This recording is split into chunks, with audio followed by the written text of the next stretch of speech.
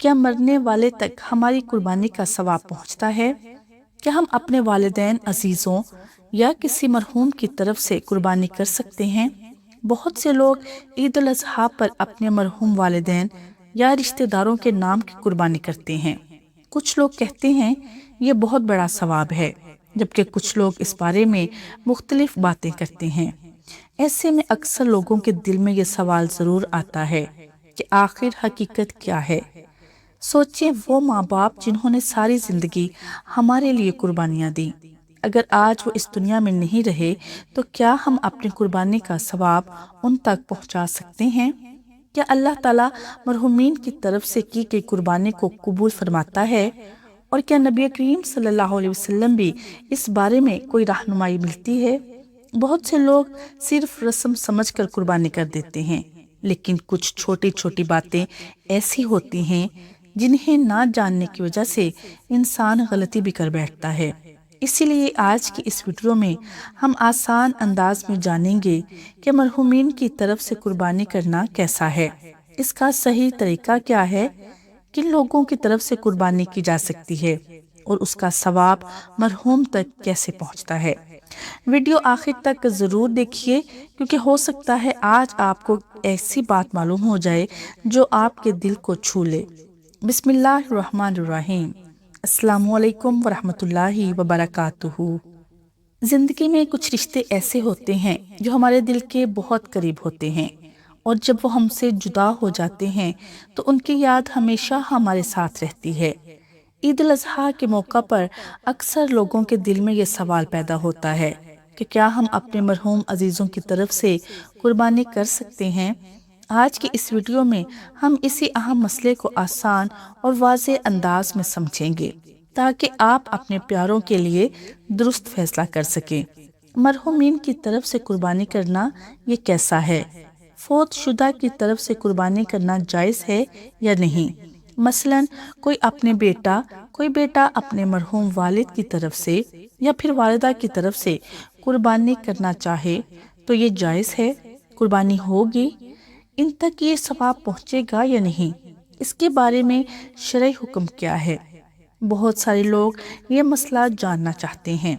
کئی لوگ قربانی کرتے ہیں مرحومین کی طرف سے، بہت سارے لوگ یہ مسئلہ جاننا چاہتے ہیں کہ اس کے بارے میں شرعی حکم کیا ہے، لیکن جو لوگ کرتے ہیں وہ بھی ایک بہت بڑی غلطی کرتے ہیں کہ جس کی وجہ سے ان کی خود کی قربانی بھی نہیں ہوتی۔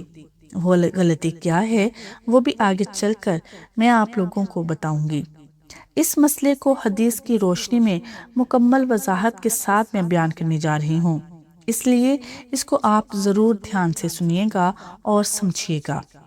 سب سے پہلے مرحومین کی طرف سے قربانی کرنا یہ جائز ہے یا نہیں یہ جان لیجیے۔ حدیث پاک میں حضرت جابر بن عبداللہ رضی اللہ تعالیٰ عنہ سے روایت ہے، ابو داؤد شریف کی روایت ہے، حضرت جابر فرماتے ہیں کہ میں نے نبی کریم صلی اللہ علیہ وسلم کو عید کے دن یوں فرماتے ہوئے سنا، یہ قربانی میری طرف سے اور میری امت میں سے ان لوگوں کی طرف سے ہے جنہوں نے قربانی نہیں کی، یعنی رسول اللہ صلی اللہ علیہ وسلم نے اپنی امت کی طرف سے بھی قربانی کی۔ اسی طرح حضرت علی المرتضیٰ رضی اللہ تعالیٰ عنہ ہر سال 2 قربانیاں کیا کرتے تھے۔ فرمایا کہ ایک میں اپنی طرف سے کرتا ہوں اور ایک نبی کریم صلی اللہ علیہ وسلم کی طرف سے کرتا ہوں۔ حضرت علی رضی اللہ تعالیٰ عنہ نے فرمایا، نبی علیہ السلام نے مجھے یہ وصیت کی تھی، اس لیے میں ان کی طرف سے قربانی کرتا ہوں۔ مسند احمد کی روایت ہے۔ اب ان دونوں احادیث میں علماء بیان فرماتے ہیں کہ مرحومین کی طرف سے فوت شدہ کی طرف سے قربانی کرنا یہ بالکل جائز ہے، قربانی بھی ہو جاتی ہے اور ان تک یہ ثواب بھی پہنچتا ہے۔ اب غلطی کیا ہے؟ جو لوگ غلطی کرتے ہیں کہ جس کی وجہ سے قربانی نہیں ہوتی، اس کو سمجھنا چاہیے۔ سب سے پہلے کہ مرحومین کی طرف سے قربانی اگر کی ہے تو اس کے گوشت کا کیا حکم ہے، یعنی گوشت استعمال کر سکتے ہیں خود یا پھر غربا میں تقسیم کرنا ہوگا۔ اس میں 2 صورتیں ہیں۔ اگر تو فوت شدہ نے مرنے سے پہلے آپ کو وصیت کی ہے کہ میری طرف سے قربانی کرنا، اگر وصیت کی ہے اس نے مرنے سے پہلے آپ قربانی کر رہے ہیں تو اس کا گوشت جو ہے یہ تمام کا تمام آپ کو صدقہ کرنا ہوگا اور عوام میں تقسیم کرنا ہوگا، اس میں سے آپ خود نہیں لے سکتے۔ لیکن اگر وصیت نہیں کی، آپ اپنی طاقت سے کر رہے ہیں، اپنی خوشی سے کر رہے ہیں، یعنی کوئی بیٹا اپنے مرحوم والدین کے نام کی قربانی کر رہا ہے اور والدین نے وصیت نہیں کی تھی، تو اب یہ جو گوشت ہے اس کا حکم یہی ہے کہ اس کے 3 حصے کیے جائیں گے۔ آپ خود بھی استعمال کر سکتے ہیں۔ اب غلطی کیا ہے جس کی وجہ سے قربانی نہیں ہوتی؟ اس چیز کو سمجھنے کی ضرورت ہے۔ بہت سارے لوگ قربانی تو کرتے ہیں لیکن یہ غلطی کرتے ہیں جس کی وجہ سے ان کی قربانی نہیں ہوتی۔ اب وہ غلطی کیا ہے؟ اس غلطی کو سمجھنے سے پہلے یہ سمجھنا، یہ جاننا ضروری ہے کہ قربانی کس پر واجب ہے۔ قربانی کس پر واجب ہے یہ جاننا بہت ضروری ہے، جب جا کر آپ کو میری اگلی بات سمجھ آئے گی۔ قربانی ہر اس شخص پر واجب ہے جو مالک نصاب ہے۔ قربانی کے معاملے میں مالک نصاب کون ہے؟ جس کے پاس 52.5 تولے چاندی ہو، 7.5 تولے سونا ہو، یا پھر 52.5 تولے چاندی ہو، یا پھر 52.5 تولے چاندی کی جو مالیت ہے اتنی رقم اس کے پاس موجود ہو، یا پھر حاجت اصلیہ سے زائد جو مال ہے، اگر وہ کل ملا کر 52.5 تولے چاندی کی جو قیمت بنتی ہے اتنی رقم اس کے پاس بن جاتی ہے، تو ایسا شخص مالک نصاب ہے، اس کے اوپر قربانی کرنا واجب ہے۔ حاجت اصلیہ یعنی ضروریات کی جو چیزیں ہیں، رہنے کا گھر ہے، یا پھر اسی طرح کتابیں ہیں پڑھنے کی، یا پھر اسی طرح گھر خانہ داری کا جو سامان ہے، یا پھر کوئی سواری وغیرہ ہے، یہ ضروریات کی چیزیں ہیں، حاجت اصلیہ میں شمار ہے۔ لیکن اس کے علاوہ جو چیزیں ہیں وہ نصاب میں شمار کی جائیں گی۔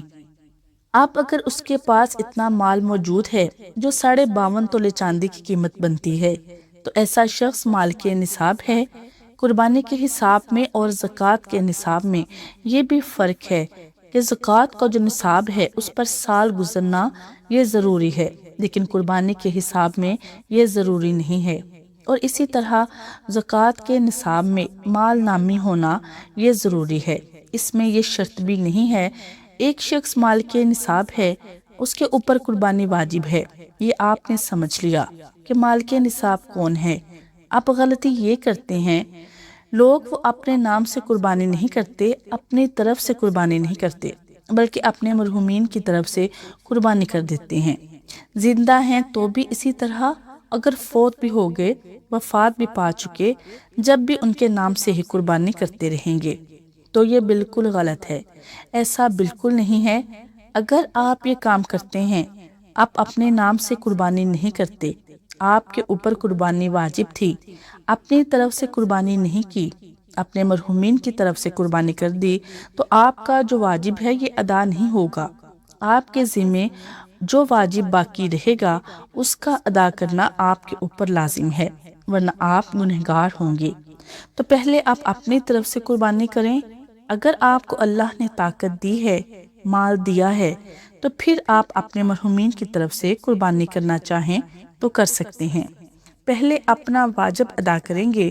بہت سے لوگوں کو یہ بھی معلوم نہیں ہوتا کہ قربانی جو ہے میرے اوپر واجب ہے، لیکن وہ اپنا واجب چھوڑ کر دوسروں کی طرف سے قربانی کرتے ہیں۔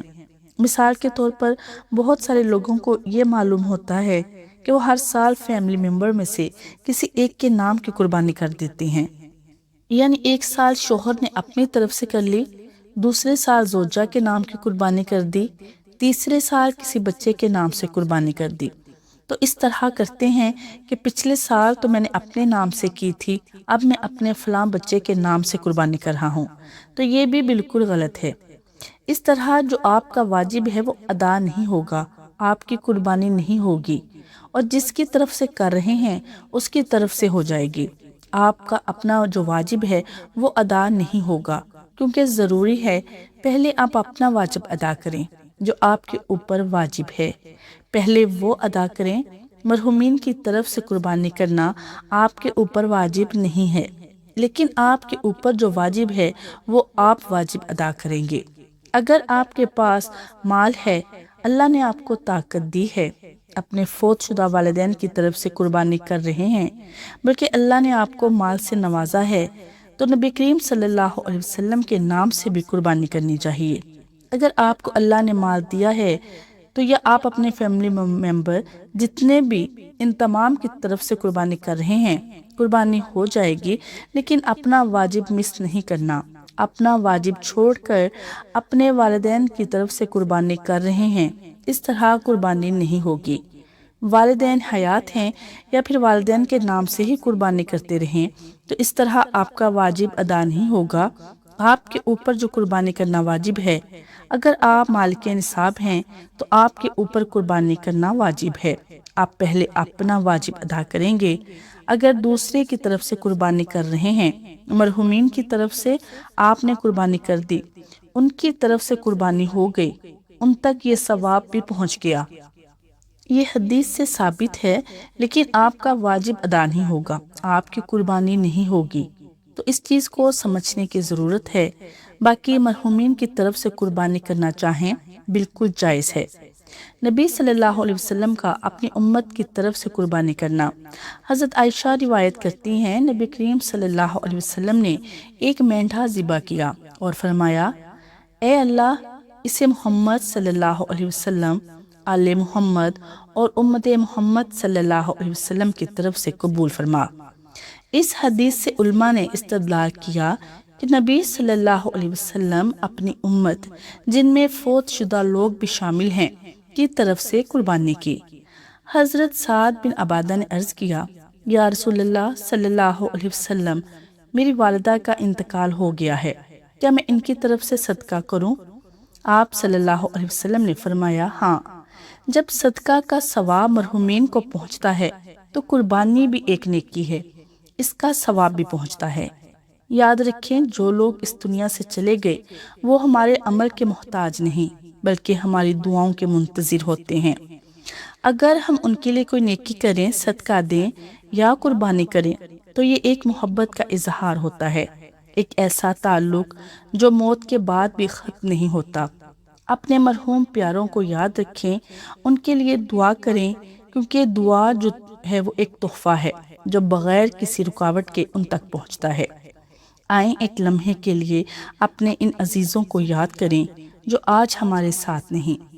یا اللہ، ہمارے تمام مرحومین کی مغفرت فرما، ان کی قبروں کو جنت کے باغوں میں سے ایک باغ بنا دے، اور ہمیں بھی نیک اعمال کرنے کی توفیق عطا فرما، تاکہ ہم اپنے پیاروں کے لیے صدقہ جاریہ بن سکیں۔ آمین۔